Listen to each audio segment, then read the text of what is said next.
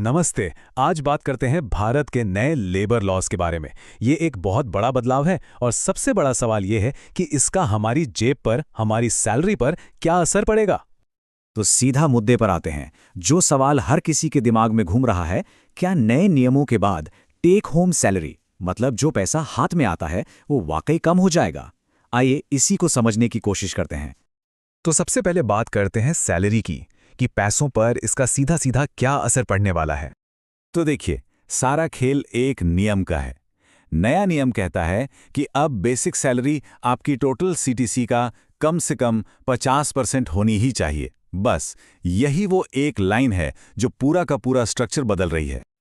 लेकिन सवाल यह है कि आखिर इतने बड़े बदलाव की जरूरत पड़ी ही क्यों? इसे समझने के लिए जरा पीछे चलते हैं और देखते हैं कि पहले सिस्टम कैसा था। देखिए, पहले का जो सिस्टम था ना, वो कानूनों का एक जाल जैसा था। एक नहीं, दो नहीं, पूरे 29 अलग अलग सेंट्रल लेबर लॉज थे। अब इतने सारे कानूनों को मैनेज करना, उन्हें समझना बहुत मुश्किल हो रहा था। तो इन्हें आसान बनाने की जरूरत तो थी ही। तो सरकार ने क्या किया, इन 29 बिखरे हुए कानूनों को समेटकर सिर्फ 4 सिंपल कोड्स में बदल दिया। ये 4 कोड्स हैं: the code on wages, industrial relations code, social security code और चौथा है occupational safety, health and working conditions code, जिसे शॉर्ट में OSHWC कोड कहते हैं।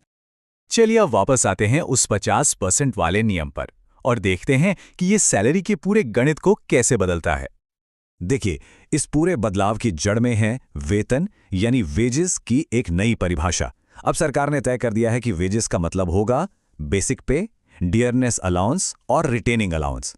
और सबसे बड़ा नियम यह है कि बाकी जितने भी अलाउंस हैं वो टोटल सैलरी के 50% से ज्यादा नहीं हो सकते। अब ये इतना जरूरी क्यों है? क्योंकि आपका पीएफ और ग्रेच्युटी इसी वेतन के आधार पर कटता है।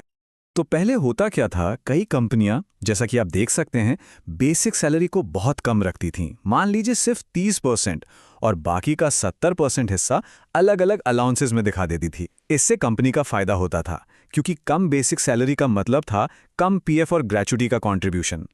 लेकिन अब ऐसा नहीं चलेगा। नया नियम कहता है कि बेसिक सैलरी कम से कम 50% तो रखनी ही पड़ेगी। इसका सीधा मतलब है कि अलाउंस 50% से ज्यादा हो ही नहीं सकते।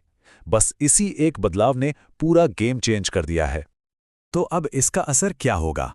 यहाँ एक तरह का लेन देन है। एक तरफ हर महीने जो हाथ में सैलरी आती है, यानी टेक होम सैलरी, वो थोड़ी घट सकती है। क्यों? क्योंकि अब ज्यादा पैसा पीएफ और ग्रेच्युटी जैसे कॉन्ट्रीब्यूशंस में जाएगा। लेकिन इसका दूसरा पहलू ये है कि रिटायरमेंट के लिए जो बचत हो रही है वो काफी बढ़ जाएगी। इसको और सिंपल तरीके से समझते हैं। बेसिक सैलरी बढ़ी तो उस पर कटने वाला 12% प्रोविडेंट फंड भी बढ़ गया। ग्रेच्युटी का कैलकुलेशन भी बेसिक पर होता है तो वो भी बढ़ गया। मतलब आज हाथ में पैसा थोड़ा कम आएगा, लेकिन भविष्य के लिए एक मोटी रकम जमा हो जाएगी। अच्छा, ये जो नए कोड्स हैं, ये सिर्फ सैलरी के बारे में नहीं है। इनमें और भी कई बड़े बड़े बदलाव हैं जो कर्मचारियों के लिए मायने रखते हैं। चलिए उन पर भी एक नजर डाल लेते हैं। जैसे अब पूरे देश में हर सेक्टर के लिए एक मिनिमम वेज तय होगा। वर्क फ्रॉम होम को पहली बार कानूनी मान्यता मिली है। हड़ताल करनी है तो 14 दिन पहले नोटिस देना जरूरी होगा। और हाँ, एक बहुत जरूरी चीज, जो गिग वर्कर्स हैं, मतलब जो ऑनलाइन प्लेटफॉर्म्स के लिए काम करते हैं, उन्हें भी अब सोशल सिक्योरिटी के दायरे में लाया जा रहा है। और तो और फिक्स टर्म कॉन्ट्रैक्ट पर काम करने वालों को भी अब 1 साल बाद ही ग्रेच्युटी का फायदा मिलेगा। इस पूरे मामले को इंडियन स्टाफिंग फेडरेशन की सुचिता दत्ता ने बहुत अच्छे से समझाया है। वो कहती हैं कि इसका मतलब होगा बेहतर रिटायरमेंट सुरक्षा, लेकिन टेक होम सैलरी में संभावित गिरावट। मतलब उन्होंने पूरी बात को एक लाइन में समेट दिया है। तो आखिर में हम इसी सवाल पर आकर रुकते हैं। आज हाथ में थोड़ा कम पैसा, लेकिन भविष्य के लिए ज्यादा सुरक्षा।